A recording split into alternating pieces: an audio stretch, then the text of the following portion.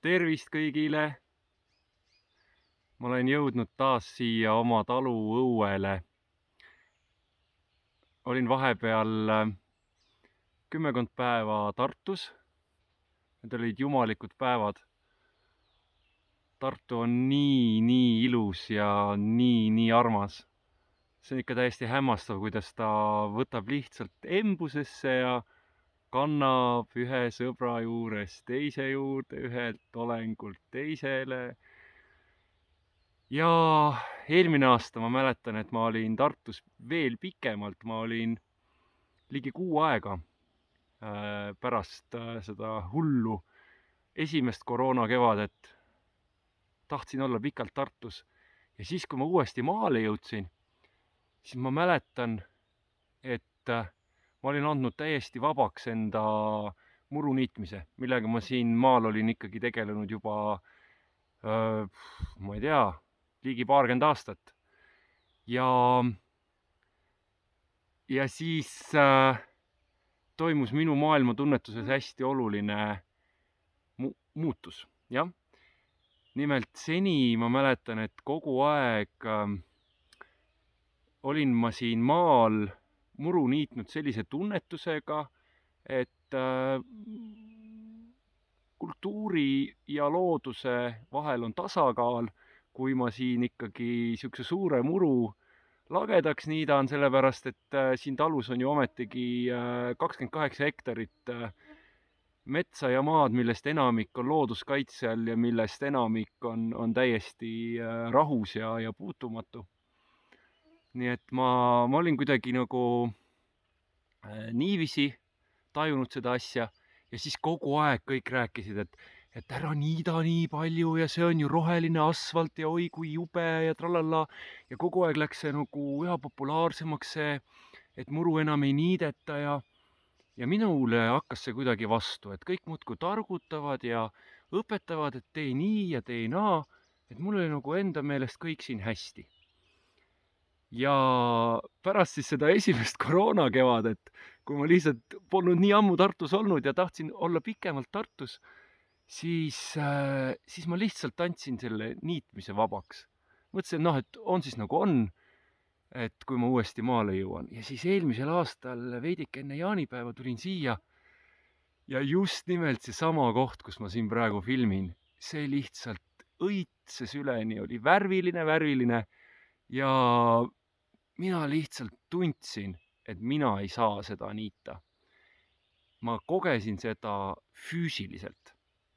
Ma kogesin oma kehaga, et mina ei saa seda ilu niita. Ja niiviisi see ilu siia jäi. See suur muru on nüüd õitsev heinamaa. Ja siis sügisel muidugi mul oli siin omajagu janti sellega, et siin käsitsi seda heina teha ja neid heinakuhjasid siia-sinna sättida ja siis ma konsulteerisin päris pikalt oma hää sõbra Jaak-Albert Metsojaga, kes ongi heinateadlane, et mis siis teha. Rääkisime üle tunni aja sellel teemal ja lõpuks jõudsime sellisele järeldusele, et tuleb olla omajagu lohakas, omajagu suvaline, tüka-lapa niita siit ja sealt, vahel jätta täiesti niitmata, vahel niita rohkem, natuke niita murutraktoriga, natuke niita suure traktoriga, natuke niita käsitsi. Ja ka see niitmise aeg on niiviisi, et taimestikul oleks hea, kui niita kas pärast jaanipäeva või siis pärast 15. juulit, et erinevatele liikidele mõjub see niitmine erinevalt, et siis pärast seda vestlust Jaak-Albertiga ma otsusingi, et ma olen natukene lohakas ja olen samas ka natukene kultuurne, ehk siis endiselt teen endale väikese õuemurukese ja niidan enda käigurajad, aga suure osa heinamaast lasen lihtsalt ilusasti õitsema ja ühel hetkel siis kutsun naabri Reinu, kes siis traktoriga siit heina teeb. ja nii ongi. Ja nüüd on mul siis siin õue peal selline heinamaa.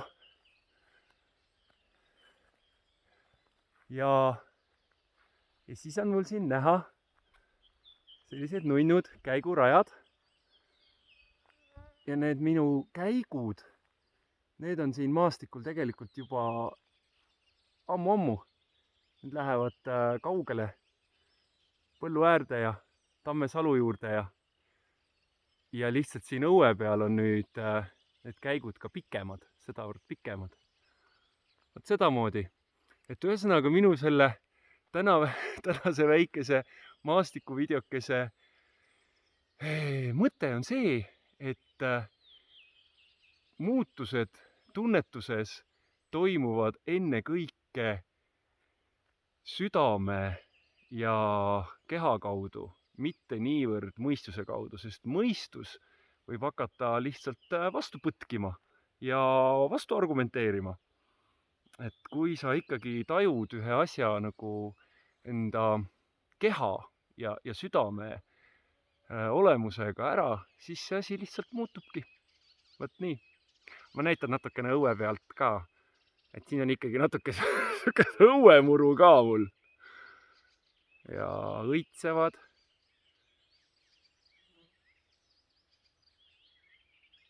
Sirelid. Aga ka õues tekitasin ma rohkem heinamaa tunnet. Näiteks kõik see võilille ala siin oli ka enne muru. Nii et ma arvan, et nüüd on see asi siin päris hästi tasakaalus. Vot. Tervitused kõikidele. Ja ma väga kutsun ka üles kõiki teisi filmima oma koduaias ja rääkima lugusid.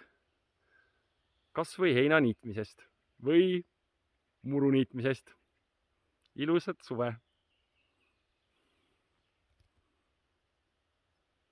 Tšau!